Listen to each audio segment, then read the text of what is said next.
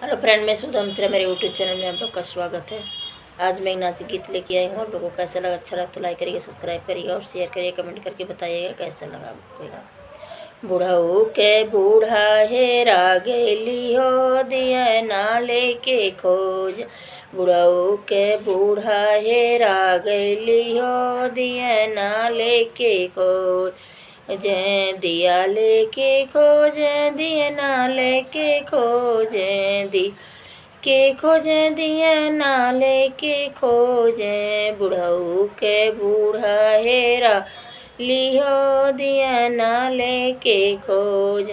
घर में ही खोजे, दुआरे पे खोजे, घर में ही खोज, दुआरे पे खोज। कोने में जाके लुका गईली हो, दिया ना लेके खोज। कोने में जाके लुका गईली हो, दिया ना लेके खोज। बुढ़ऊ के बूढ़ा हेरा गईली हो, ना लेके खोज। खेत में खोजे, खरिहाने में खोजे, खेत में खोजे, खरिहाने में खोज। भूसा में जाके लुका गईली हो, या ना लेके खोजे। भूसा में जाके लुका गईली हो, दिया ना लेके खोज।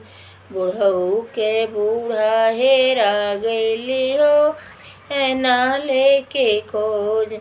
रोड पे खोजे, सड़कियों पे खोजे, रोड पे खोजे, सड़कियों पर खोजे। टेम्पू में जाके लुका गईली हो, दिया ना लेके खोज। टेम्पू में जाके लुका गईली हो, या ना लेके खोजे। बुढ़ऊ के बूढ़ा हेरा गईली हो, दिया ना लेके खोज।